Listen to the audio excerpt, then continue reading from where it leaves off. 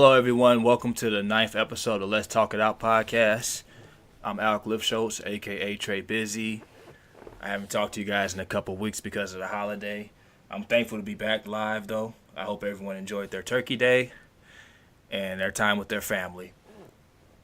So I can thank everybody who reached out to me. A lot of people were actually eager to get me to come on last week.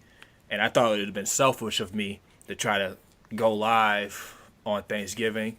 The Bears Barn Room was shut down Wednesday, Thursday, and actually Wednesday we went live. Thursday and Friday we were shut down, though, for the holiday.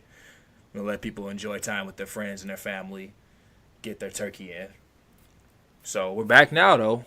We're back now with a lot to talk about, a lot to discuss tonight. I want to thank Justin for coming on and for episode 8. Justin stepped outside of his box. He stepped outside of his comfort zone to come on because he was literally nervous to come on. Justin was literally, at first when I told him I wanted him to come on, he was acting like he was a little scared. And I told him, everything be fine, man. Just go along with the flow. And he came out and he was very open and very brave about the conversation that we had about suicide awareness. So I thank him for coming on because he didn't have to do that. So with that being said, I'm not alone tonight at all. I have a very special guest. She's an author, behavioral therapist.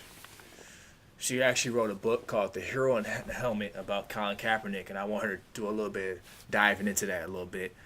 So without further ado, I'd like to introduce my guest, Joa Macnalie. I'd like for her to come on and talk a little bit to the people. Hi, Alec. Thank you for having me. Thank you for being willing to come on. Absolutely. I'm excited to get into it tonight. So as Alec introduced me, my name is Joa Macnalie, and I am the author of this new children's book called The Hero in the Helmet, Colin Kaepernick. I am also a mental health clinician. I work as a behavioral therapist, and I'm excited to see what we're going to talk about tonight and unravel. Well, I want you to give like a little bit of detail about The Hero in the Helmet because some of the listeners might want to get into that book. They might want to check it out. Okay. So, like I said, The Hero in the Helmet is a children's book written about Colin Kaepernick. For those who are not familiar, Colin Kaepernick is a former NFL quarterback who played for the San Francisco 49ers and who took a knee during NFL games to protest against police brutality and racial inequality. So he started a movement by kneeling in the NFL. And, the NFL has responded by basically blackballing him and making sure that he doesn't get to play for kneeling. And so he has not had a job since he's become a free agent because of it. And so I thought it was very important to just not only just capture who he is, but to protect his legacy and to give children a chance to join in on the conversation.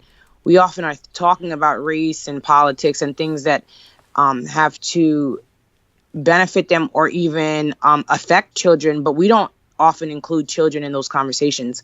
So my book is really just highlighting who Colin Kaepernick is, what his legacy is about, and like I said, giving children a chance and an opportunity to join in on the conversation in a healthy and easy to understand way.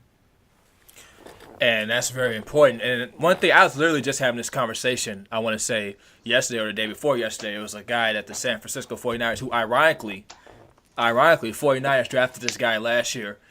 And they recently cut him on Sunday because of domestic violence. Apparently he got into it with his girlfriend in a hotel room with the team the day before the game. And they cut him that Sunday morning. And this guy got picked up the very next day by the Washington Redskins. That's right. Ain't that something? So kneeling is what's offensive to the NFL and America. Beating on women is okay. Yeah. Is permissible, is allowed. This same guy also, got caught with an assault rifle, I want to say, in August or something like that. And they gave him another chance on the team. I'm just like, oh, well, what the fuck, man? Like, this guy, what does he think this is, Grand Theft Auto or something? Like, what the hell are you doing with assault rifles? But this is the message that we're sending out. right now is you have a player like Colin Kaepernick who's never gotten in trouble with the law, who's never been into, any trouble. You've never heard his name come up in any scandal or anything like that. The worst he's done by the NFL standards and America standards is that he took a knee. And he has been, dragged through the mud by the media and everyone else. And like you said, you have these people who are doing, domestic violence and all kinds of stuff, DUIs and dog races and all kinds of stuff in the NFL. And it's no problem at all. Just don't take a knee. You said dog races? Yeah, all kinds of, dog racing, dog fighting, whatever. Hey, Vic, and hold on, man. Allowed. Hold on, man. Vic went to jail, all right? At least Vic went to jail. Like, come on. Yes.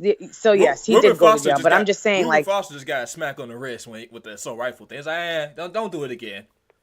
Don't do it again. Yeah, don't. That's okay. Cool. Yeah, so, outside of that, man, I want to move on a little bit.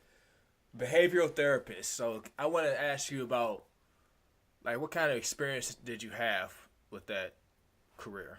Like, how did that? What? Tell me about what does that entail? What do you do with that? So behavioral therapy is, I guess, a new title now, but in the scheme of things, behavioral therapy is a lot of what mental health clinicians do. In terms of just tackling what makes a person keep repeating behaviors, right? It's something behaviorally attached.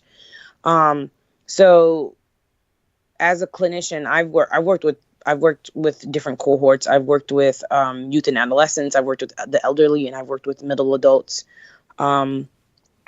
My most recent with middle adults, I worked with substance abusers and also people who are, mentally ill, schizophrenia, bipolar, depression, anxiety disorders, panic disorders, all kinds of things.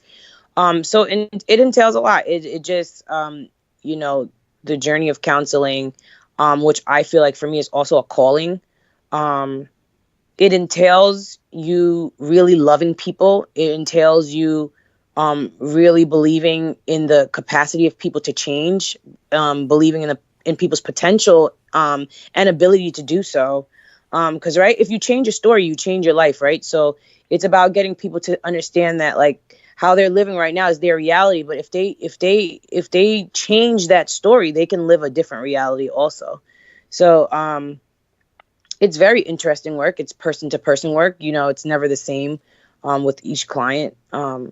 So I like that it's individualized, and it really, as a therapist, your job is to know how to pivot, know how to, right? It's not a one size fits all approach, and at least that's not how I counsel anyway. So I take it person by person, and just instilling that hope to people that as long as you still have breath in your body, there is hope, there is chance, there is hope for change. I don't like the whole. When counselors try, like you said, it's different for different people. I don't like when they act like they have a damn syllabus when you go to get treatment, and it's like they just have like a generic response for things you're telling them, giving you generic. Right. That doesn't help you out. That's not helping you out. That's making you feel like that everything is sugar coated or it's just surface deep. Like they don't really care about the situation. They're just trying to get you out so they get their next client in. That's what. And clients can always smell that from like a mile away. Clients always will know if a clinician is authentic, if a clinician is genuine, if are you really here to help? Are you really here to connect?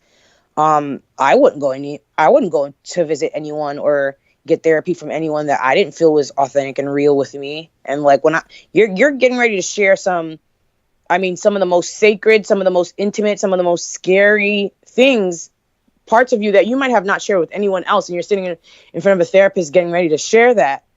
That's a big deal. Like I heard you introduce and thank one of your recent guests who was coming on here to talk about suicide. That's a big deal. Like no one's going to come sit in front of you and talk about these kind of things, suicide, depression, whatever, and not know that you're real. You're not authentic, and you can't, really offer anything towards their journey. No one's going to sit and do that with you. So I definitely take it. I find it very, very, very, very important to take people as they are on an individual basis. I find that very, very important. Well, that's one of the reasons why I started the show initially. I started the show initially because I believe that a lot of people have a hard time getting comfortable with talking to professionals. So it's like walking in and meeting someone that they don't know anything about, and opening up to them. Mm-hmm. So for me personally, for the show, I'm very transparent, man. I keep it real. I talk about the times I dealt with anxiety, times where I felt like I felt dark, I was in a dark time. And with me Mm-hmm. being transparent like that, it gives people the brave. They feel brave enough to come sit down or come on the show Mm-hmm. or to message me and tell me exactly what's going on with them. Give me examples of things they dealt with that are similar to mine, and I'm Right. 110% sure that I'm 110% sure that they will not go sit down in front of somebody with glasses on with a notebook sitting in a chair to act like they don't give a damn about them. That they're not going to do that. Mm-hmm. That's literally one of the top 4 reasons why I started the damn show, because I wanted people to feel comfortable with who they are, and in order for them to feel comfortable with who they are, they have to understand the person that they're talking to is exactly like them. I'm exactly like everybody else. Mm-hmm. I'm not. There's nothing different about me. I've had people tell me like, I didn't know that you dealt with anxiety. You don't seem like someone who deals with it. Well, what the fuck does somebody who seems like they deal with it look like? Everybody deals with it, Yeah, man. you. Mm-hmm. And yeah, everyone deals with it in some form. And what when you start talking about mental illness, what differentiates that is the level of functioning. Um, I mean, like today, like getting on the show, I couldn't find my stuff that I need to get on the show. That was causing me some form of anxiety. I think you said something very important about like uh, people and going to see someone. There's a lot of stigma related to that, and so breaking down those barriers, breaking down those stigmas. That no, if I go see someone, if I go see a therapist, no, I'm not crazy. That doesn't mean that you're crazy. I mean, therapists have to see therapists, so um, let's just even start there. I mean, like if you're a therapist, think about how many stories and how many people that you have to hear a day. You need some outlet. You need some relief to be able to talk to someone else who has more experience or different levels of thinking and to hash that out. So I highly encourage everyone to go see a therapist, and even myself. I had a lapse where I was experiencing seasonal depression just by my environment and where I was.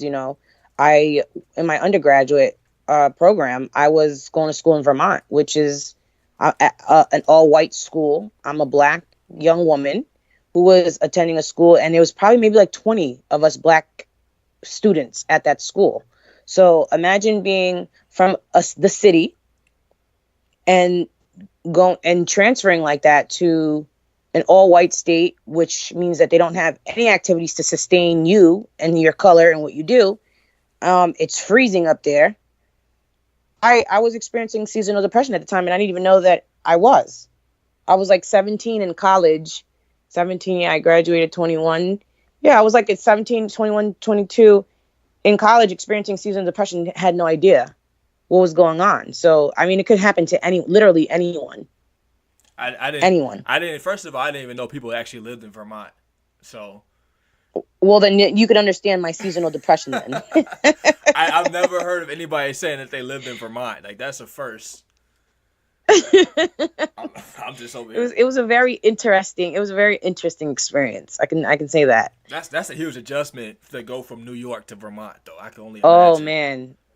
Oh man, it was definitely a shock, culture shock, and I didn't know. Like think about that, and I share that all the time with people, and they say, "Wow, like I didn't know that it was a thing," because people don't think that they're experiencing some form of mental, uh, you know, illness or some form of mental meltdown and don't even know what it is that they're experiencing.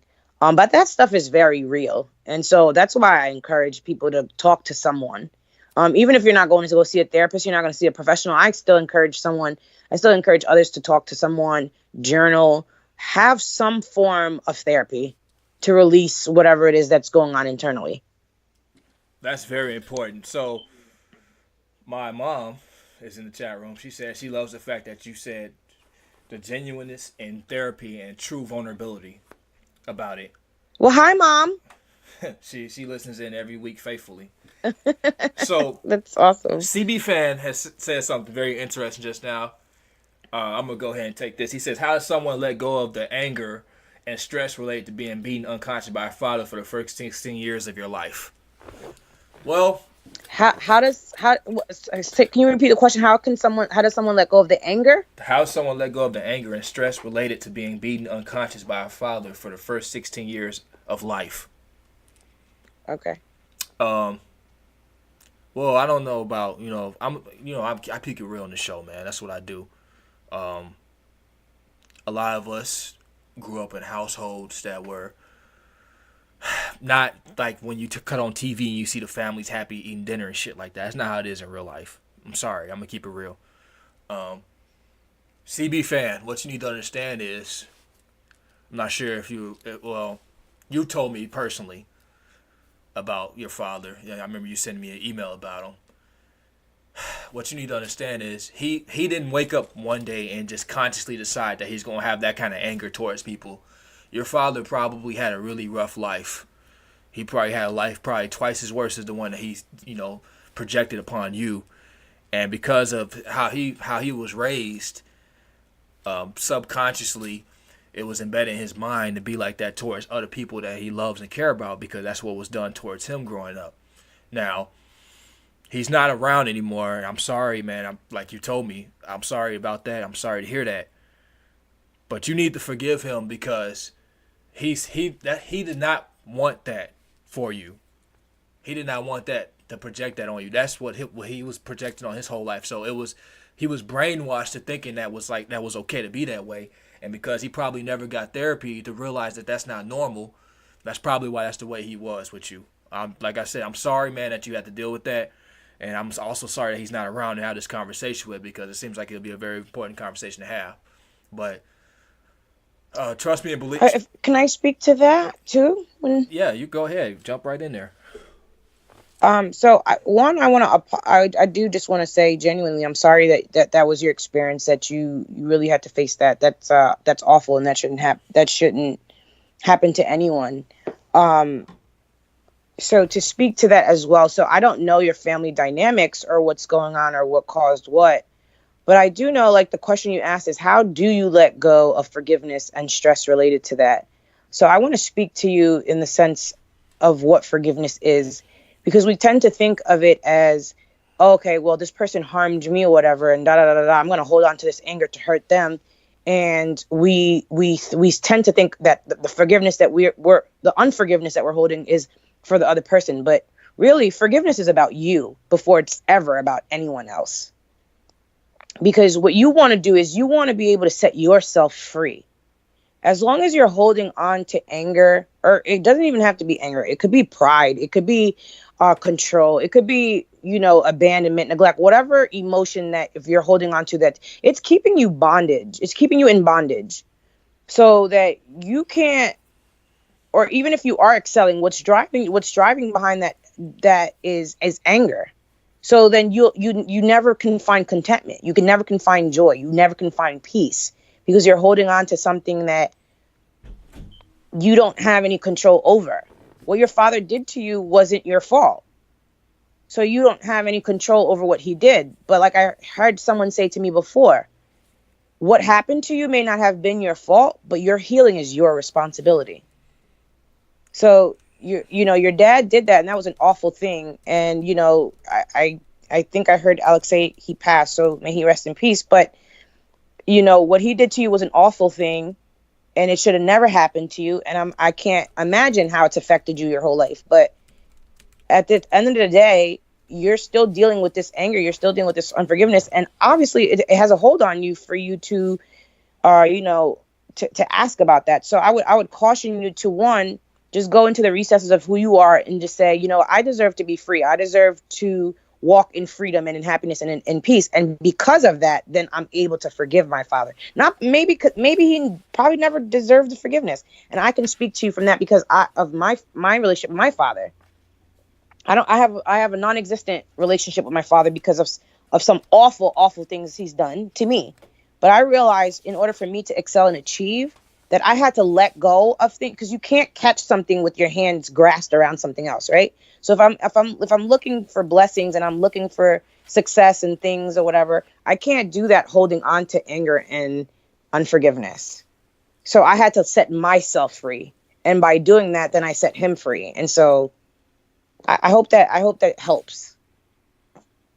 I always say, you will never truly be happy until you forgive those that hurt you, because Mm-hmm. that grief takes a spot in your heart, and that spot needs to be open for you to be happy. That's where the happiness needs to be at. Mm-hmm. Holding on to that grief is not good, man. Trust me. That And even when we're achieving, because that's important, even when we're achieving, not to mistake that as happiness as well. Because, like I said, again, what is driving that thing? If anger is driving you to success, when you get up there, you're going to be lonely.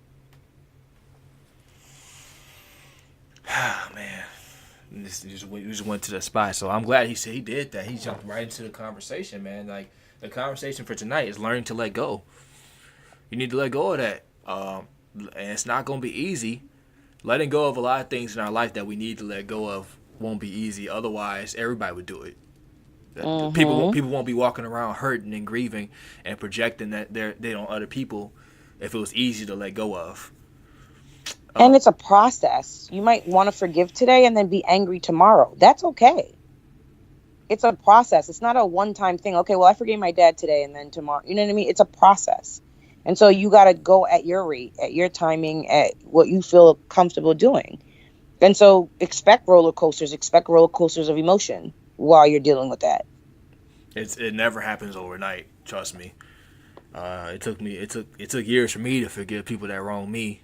You know, it took years. It's not something that happens overnight. But as long as you work towards it every day, you try to have an understanding, because a lot of times people just they don't have an understanding of why that person was the way they were. They just hate them for that. Well, why was that person acting like that? Why was that person like that for you, towards you? That's what Mm-hmm. the best thing you could do. Once you get that, your eyes will open up. Once you start trying to understand why someone's a certain way towards you. That they don't, like I said, his father did not just wake up one day and decide he's gonna beat his son. I'm sorry, man. That's not what happened. Like I said, more than likely he had a very rough childhood and rough relationship with his parents, and they probably had a rough relationship with their parents, and it's a generational thing, man. It just keeps going on and on. But it's up to you to stop Mm-hmm. it with you and not let it keep going on with your family. You have to stop it yourself to make sure it doesn't keep going. Period. It is cliche, but this is so cliche, but it is really the truth. Hurt people hurt people. That is really the truth. Someone who's hurting, and I don't know your family dynamics. I don't know what happened to your father, and I don't know what his experiences were, but I guarantee you that if you were to retrace those steps, there is some form of hurt there. There's some form of abandonment, neglect, rejection, something there that's driving the hurt that is leading him there. And again, this is not an excuse for his action, because it's inexcusable. And again, it should have never happened to you. But just to piggyback off what Alex is saying, really, hurt people hurt people. Joyful people don't go around hurting people. They're out being joyful. Lovely K says, many times the decisions we make affect and hurt your closest friends and family most. I have a lot of regrets in that regard, but God has forgiven me, which I am very thankful for. It has enabled me to forgive myself and move forward one day at a time. Although Gandia says, your healing is your responsibility. It is up to you to heal. Mm-hmm. Let's see, I got a bunch of them. My mom says, the very thing you hold on to is what keeps you in bondage and becomes who we become. Let go Mm-hmm. and be free and be Mm-hmm. healthy. Mm-hmm. So CD Fan comes back. He says, healing is one thing. The stress is ever present. So as far as stress goes, man, about it, you have to find something productive as a stress reliever for yourself. Not drugs, obviously, not alcohol, obviously, but there are ways for you to, relieve your stress, but not in a way that I don't know, unhealthy way. So for me personally, I go to the gym all the time. Now, a lot of people think I go to the gym all the time because for my physical benefit, but no, I don't really give a shit about that anymore. I go there to clear my mind. I go there to relax. I'm in there. Those lifting those weights and stuff helps. It puts me in a happy place. It released endorphins in my mind for me to be happy. That's why I go there. I don't really go because I'm trying to, I want to get strong. No, I go there now mentally. It's the thing for me now. That's why I go there. So not everybody enjoys the gym, but it's things that you can do for yourself to relieve stress. And that's my thing for me.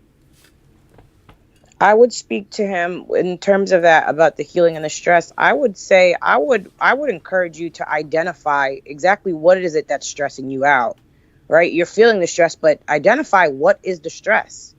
That's the only way to relieve the stress or be able to work it out. If you don't know what's stressing you out, it's going to be hard to kind of figure it out. So if you're saying, I'm not sure if you're saying to me, okay, well, I feel healed, but I'm stressed out, or I don't know if you're saying that I'm still working on both, but either way, I don't know if you journal or not, but I would encourage you to start doing that. Like I said, that's very therapeutic, and to see what you're feeling on, paper it really does something different to you. And I can tell you because I'm an author. So, and before that, I took writing personally in my journal very seriously. That was my therapy before I was seeing a therapist. So, I would write to myself, what do I today? In regards to my father, what is it about that situation that stresses me out the most? Identify what it is that's bothering you the most. Once you can identify what it is, then you can kind of work on it, right? So once you identify it, now the second question is, well, what can I do about this? If it's something that you can do to change, then do it to change. If you can't, then you don't need to be stressed out about it, about something you can't change. Because I talk about that a lot, about stress and worry, right? If it worry about it. If it's something you can't control, then don't worry. I mean, either way, you don't have to feed into stress because something is present. So I heard you saying something about ever present. Sure, that hurt or what he did, that memory might be ever present. But as you work on that because you want to be free, that doesn't have to consume you. And that's the difference. That'll be an experience that happened to you. And that, because of that, then I'm able to do that. But that memory does not have to be the thing that builds you or breaks you or consumes you. It doesn't have to be. So while we're on this subject, like I said, this is literally what we're about to talk about. Learn to let go. Though not just relationships with past parents, but even intimate relationships. We've had relationships that in the past that didn't work out the way we wanted to. Most of the time, it's because both you guys are not in a mental state to be able to be in a long-term relationship. But you guys don't realize, a lot of people don't even understand mental health enough to realize that. They just think that, I'm supposed to be there for this person no matter what. Well, if this person is not going to ever be there for you because they're not there for themselves mentally, you need to realize that and move on. But again, we were young at one time. I'm not old now, by the way, but we were younger at certain times, and we try to be there for people that aren't there for us. And the reason why they're not there for us is because mentally they're not there for themselves. So yeah, we had people tell us, like, I'm sure you guys have watched shows and heard arguments and people call each other stupid in arguments, or you're worthless, or you're blah blah blah. If you really love somebody, you wouldn't talk to them like that, man. I'm sorry. I don't know. They try to make it normal with these dumbass shows like Bad Girls Club and Black Ink Crew. I can't handle any of those shows. I would not watch that. I was at and it's so funny that you watch it. It's like it's a bunch of people that don't know how to communicate effectively. That's basically what the show is. I will not let that seep into my spirit and become my reality. Absolutely not. I couldn't help it because I was working, and while I was working, they had it on the TVs. So I heard in the background. It's pretty much what the shows are. Is they have a bunch of dysfunctional people, but because they're so dysfunctional, misery. It's good for TV. It makes great television. So they have all these dysfunctional people that interact with each other, and they don't know how to effectively communicate. So when someone does something that bothers them, they shut down and go into a shell, and this person is trying to figure out what's going on. And when they keep asking about it, the person gets mad that they're asking about it, and they blow up on them. That's pretty much what the concept of the show is. That's what the show are. People that don't know how to effectively communicate and don't know how to as a couple. And then when we wonder why mental health mental illnesses is increasing. It's going unnoticed. Is on the rise. It's going unnoticed, especially inside urban communities, because like we've talked about multiple times before, we're frowned upon for trying to get help. You know, we're frowned upon for having something wrong with us. A lot of times growing up, extended relatives or family members say things like, "Oh, ain't nothing wrong with you," you know, blah blah blah, or like in church folk like to say, you just have demons. That's what church folk like to say. You have demons. So. Yep. Or they could beat it out of you. You know, parents feel like they could beat illnesses out of children or whatever as well too. And honestly, you just have to really be cautious about that. Like, you really need to be observing and taking in what's going on and just really paying attention. You can't beat illness out of children. That's not what we do. I'll call DCFS on your ass if you try and beat illness out of children quickly. Yeah, don't do that around me because I'm a mandated reporter and I will report you. I'm gonna call Joa on y'all ass. Call her up like, hey, we got one. I'm done. No, but seriously though, like a lot of times with these relationships, people have a hard time moving on. You have to let go of a relationship. If you're in a relationship and you feel like this person is not building you up, this person is not encouraging you, they're not supportive of you, whatever your endeavors are, man, like anything, they just kind of brush you off, or they always try to make you feel like you're a villain for feeling a certain way. So if you feel different when leaving them, which we are all different than each other.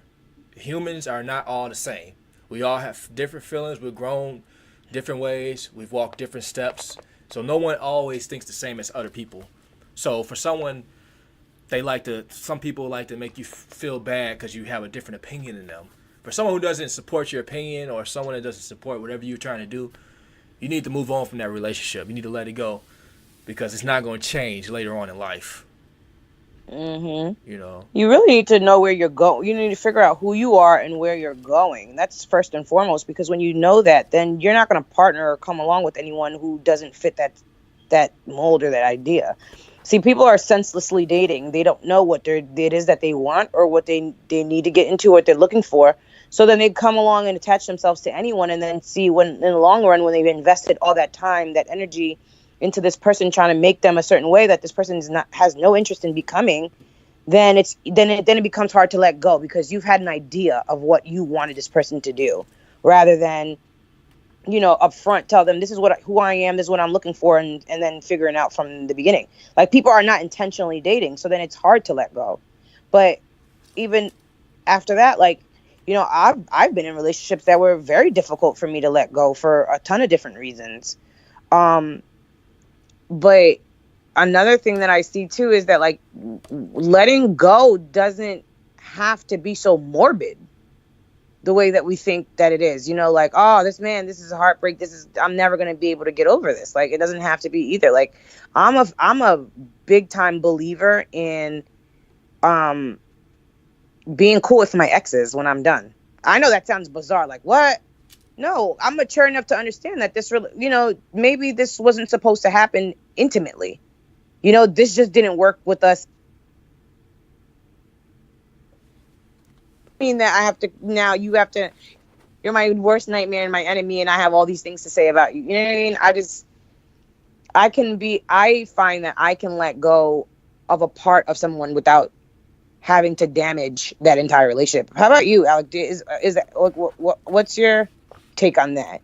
On still being friends with someone after you guys break up? Mm-hmm.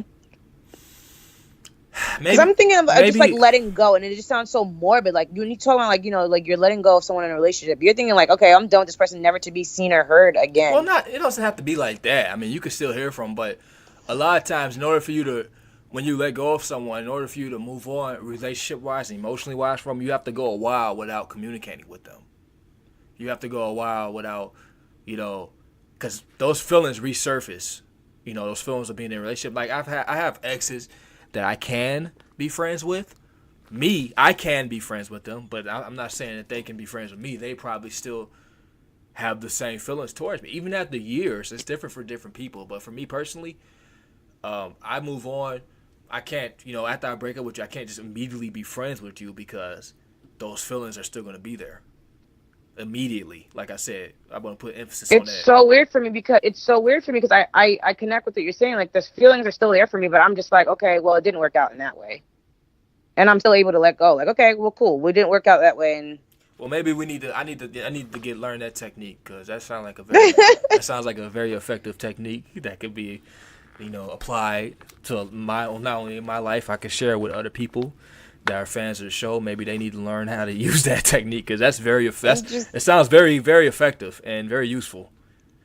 it is, and it's no hard feelings about it. Like I don't have to harbor all of this anger and hate and blah blah blah, towards this whatever. And it's not even just relationships. Like I'll share this experience with you. Like I've had to learn to let go of control in the sense of what I thought that I want, what I believe that my life should look like. I just moved from New York to Florida in June, so I've been here like 6 months now.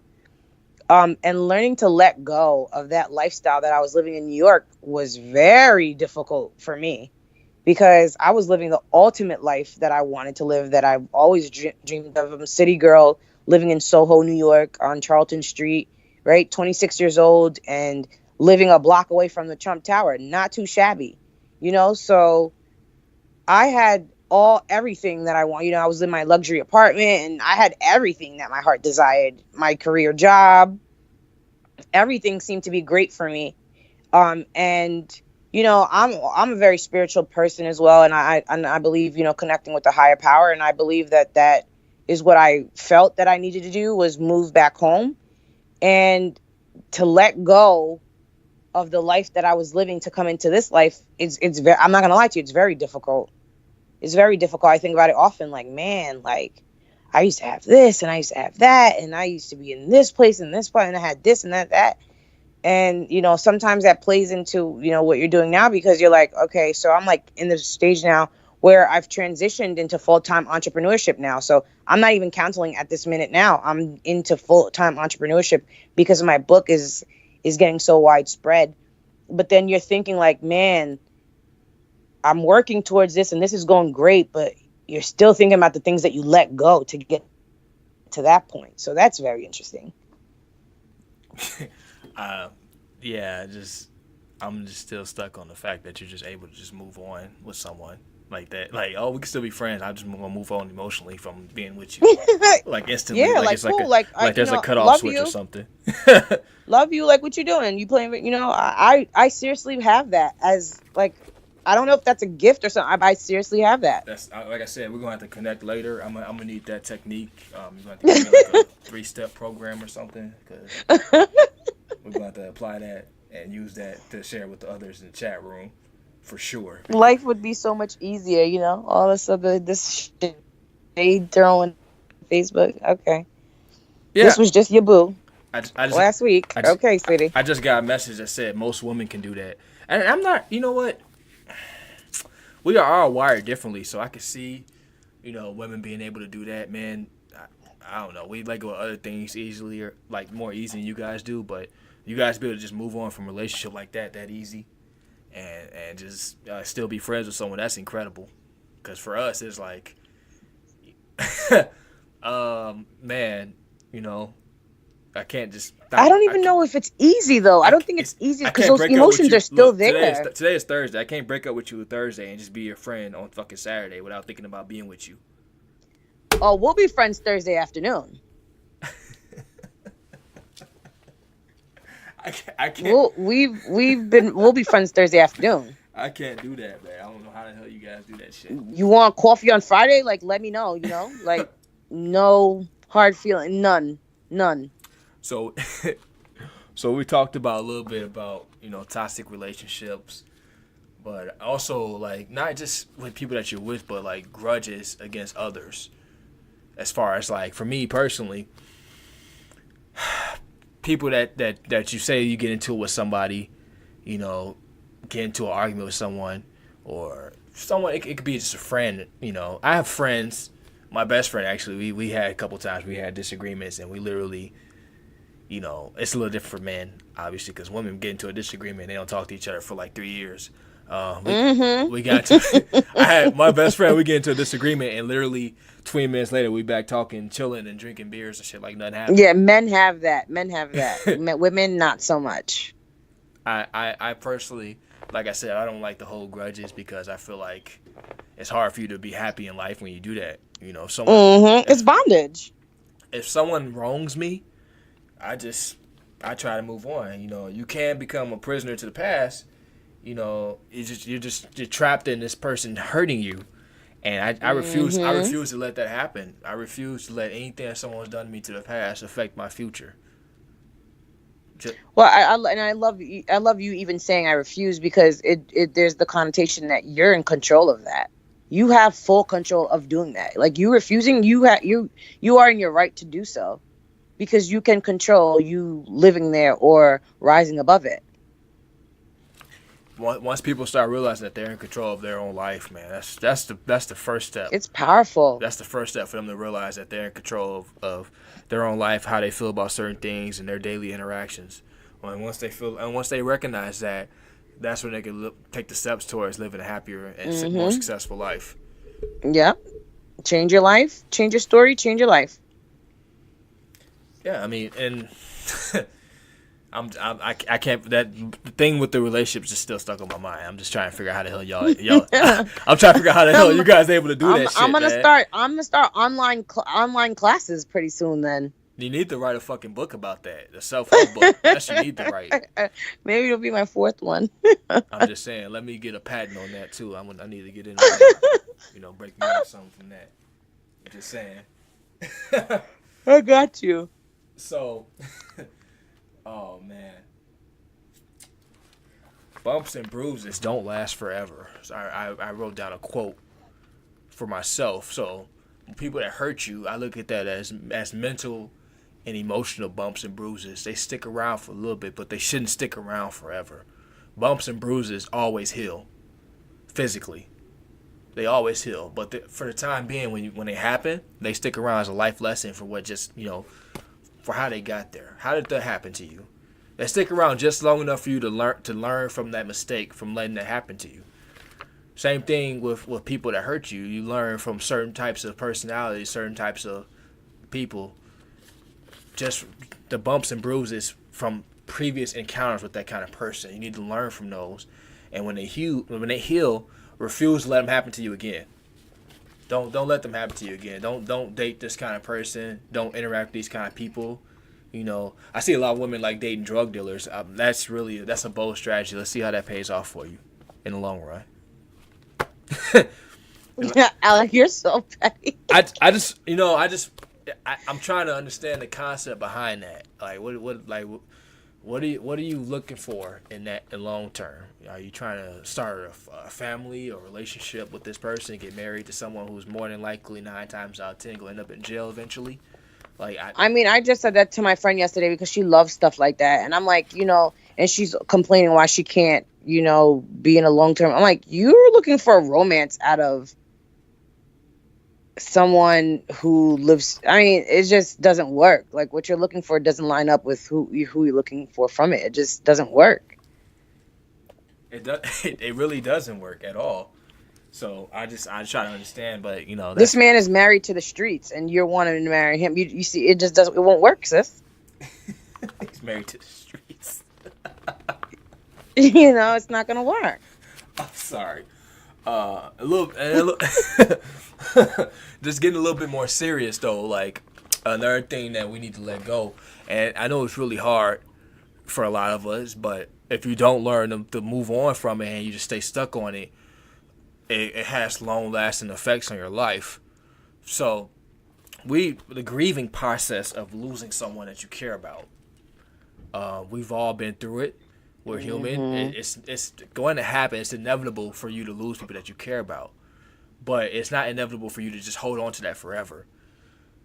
Because I've done a lot of research. I've known for a fact that when someone is dealing with something such as a terminal illness, or they know that they're not going to be alive, they don't tell their family like, "Oh, grieve for me forever," or be sad about me dying forever. What do they always say? They always say, I want you to move on from it and be happy, with your Be life. happy, celebrate my life. I'm going to a better place. They don't want you to be sad and hurt about it. So people use that. Grieving, like forgiveness, is a process. Again, it is a process, but it's not a process that's last the rest of your life. No, it's not, and it's not supposed to last you for the rest of your life. That's no. So, like a lot of people, losing someone is very, very hard. Like I've said, we've all been through it before. I've lost relatives. I've lost friends, but we have to learn to, I don't want to say move on, but not be so hurt about it, like sad and grieving about it. You love this person, so that's never going to leave, but feeling just broken down about it. Feeling broken down about it to the point where you can't go out with your friends, and you develop severe depression, so you withdraw yourself from your daily activities that you used to do. You have to move on from that, man. This is where it gets into the criteria of mental illness, because someone could be experiencing the death of somebody, a loved one or friend or whoever, and be sad about it for some time. But I as a clinician, I'm going to be interested into how does it affect your areas of functioning. Are you sad to the point where you can't go to work? Are you sad to the point where you're isolating, like you said? Are you sad to the point where you've been laying in the dark for a month and a half and haven't showered? So, if someone is sad and actively still doing out their work, then I'm like, okay, well, I can measure that. But it always, especially when you're talking about mental health and mental illness, and depression and anything related to those things, I'm going to always consider in which area of your life is it affecting, and how is it affecting your functioning, your daily, activities. Are you able to eat? Are you able to sleep? Are you able to do those things? You have to learn to, in your mind, put it in a compartment. Put your grief in a compartment. If you lost a loved one, you gotta learn how to slowly but surely move on from it. It's always gonna be on your mind, but you can't just make it prevalent in your mind. You can't just make it like the most glaring thing on your mind. Consume you. You can't let it consume you, but it's gonna be there. But you have to learn how to move on in a way that you can still be happy. You still have to have a life. Like they always say, I want you to move on and be happy. I don't want you to be sad about me leaving, because this is something that has to happen. It's not going to change. You being sad about it's not going to change. It's really a touchy subject, man, honestly, but it's true. People grieving, it's hard. It definitely is hard, but it's doable. It's achievable. And one thing I always encourage, man, like, find a group of people that relate to something that you're going through. AKA the Let Talk It Out podcast. No, I'm kidding. But anyway, find people that relate to you, to what you're going through, and you can see how they cope with it. You can see how they deal with it. You can learn a lot from them, just from being around them. Man, that's some real deep shit right there, man. I'm sorry. It is. This is a very heavy topic, letting go, because it can be so much. It can mean so much, and it can be attached to so many areas of our lives. But the idea of even letting go, really, for me, it just settles as change. Letting go is part of change, and I know sometimes we're resistant to that change. Like things to and we like things to be familiar, but if we want to grow and stretch and do things and that we've never done before, it requires letting go. And you talking about, like, again, I'm talking about my transition from working as a clinician to being an entrepreneur. I've had to learn to let go of a lot of things that I knew, or I thought I knew, to be true, to be able to receive and walk on this journey. So it's about change as well. And for those people who are resistant to change and who don't really like for things to change much, imagine right now if you were still a toddler, if you were still an infant. You've had to go through infinite amount of changes to get to this point in your life now. You've had to let go of a lot to be right where you are now. So I encourage people to, again, identify what it is that you need to let go. Sit down with yourself, reflect, write, think, I don't know, whatever it is. If you write music, express it. I don't know, whatever it is that you need to express yourself, but figure out and identify what it is that you need to let go. What is keeping you from excelling? What is keeping you from taking that next level, what is it? Identify it and then go from there. Because there's a lot. There's a lot to be learned from letting go, and there's a lot to be earned from letting go. I just got a message that said, what about if you can't lose someone and literally lose everything physically? It's hard to move on from. It is. What if you cannot do what? If you lose someone physically and it's hard to move on from. Oh. I just say it's not impossible. Me personally, I think it's not possible because most of the time, for most of us, anything that you really want in life is not going to come easy. You have to work towards it. It's going to take a lot of work. It's going to take a lot of work, but once you achieve it, you're going to be in a very good place because anything that you work hard for, it's not going to be able to leave easily. It's going to stick around. And none of this is easy. I'll tell you right now, none of this is easy. So I'm not preaching it. I don't think Alec is preaching that this stuff is easy, but it's worth it and it's necessary. It's a part of you. It's a part of growth. It's a part of life. It's a part of just the cycle of change and well-being. It's a part of it.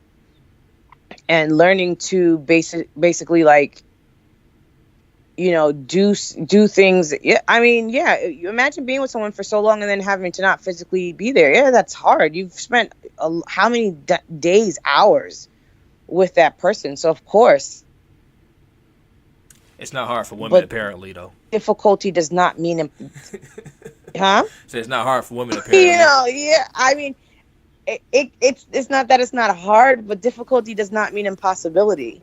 You know, you guys could just break up with somebody at breakfast and be just friends at dinner and shit. That's what you. What you said earlier. Lunch on me. That's terrible, man. I don't know how the hell you guys do that shit. Oh man, that's terrible. So somebody in the chat room, they're going off, man. I've been completely ignoring the chat room. I don't know what the hell kind of shit I'm on tonight, but the chat room's been going off. The most important thing in life is to learn how to give out love and let it come in. Communication is definitely key. The truth is, unless you let go, unless you figure yourself out, unless you forgive the situation, unless you realize that the situation is over, you cannot move forward. If you want to forget something or someone, never hate it or never hate him or her. They're going off. Let's see. Someone said, don't ignore the flags. It's a process. Don't move too fast. Unsettled issues will still be an issue. Crying is healthy. I mean, they're just in the chat room, just letting us have it, man. Right now, I'm just. Yeah, I mean, they are preaching. I've been completely ignoring them because I'm a terrible person. I'm sorry, everybody in the chat room, that I've been ignoring you. It's just that this conversation is so deep that mentally I was focused on it. Well, that's good. I don't know what kind of man I am. Answer this. So, with that being said, I'm asking Joa, if you got anything, last comments you want to make towards the chat room, to the people, anything you want to say, let out there. Yeah, so I definitely, Alec, thank you for having me again on your podcast. This is an awesome platform for people to really express themselves and to, you know, get rid of the stigma about mental health and to just really talk it out. So I really love what you have going on here. My last words to everyone in the chat room today is that, listen, this journey is not easy. If it was, you know, it's just not. It's gonna be a roller coaster ride. But the most important thing is that you just stay on, stay the course. Stay the course. And I know that sounds like, like a cliche or whatever, or spiritual, whatever the case may be, but really, you stay the course and roll with the punches. Know that good because there is bad. Hot because life because there is death. So polar opposites, they serve a purpose. And they serve a purpose, and like I said, know that the other exists because something tells you about it. So in terms of pain, remember again that you may have not been in the call of pain, but healing is still a responsibility. So take care of yourself. You have a duty to take care of yourself the best care. No one's going to take care for you more than you care for yourself. So please take care of your mental health. Take care of yourself. Take care of one another. Also about my book, if anyone's interested, you can find it on Amazon, Barnes & Noble, any major bookstore. My website is www.joamacnalie.com. That's JOMACNALIE.com. Also on Kickstarter for a book campaign. If anyone's interested in pledging to help me reach my funding goal, that'd be great. So you can go on Kickstarter and put The Hero in the Helmet in the search box. Hero in the Helmet by Joa Macnalie. That's right. I might have to go buy that book, man. I'm sorry for like piece of shit, but I haven't. What kind of guy invites somebody on the show and then you read the book? That's crazy.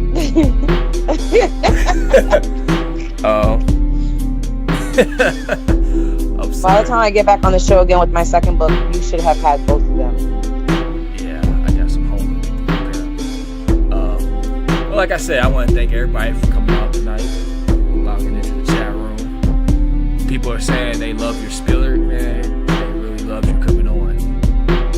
Oh, that's awesome. Thank you, guys. They really love I enjoyed you. I appreciate you taking time out of your very, very, very busy schedule to be able to come have this conversation with me.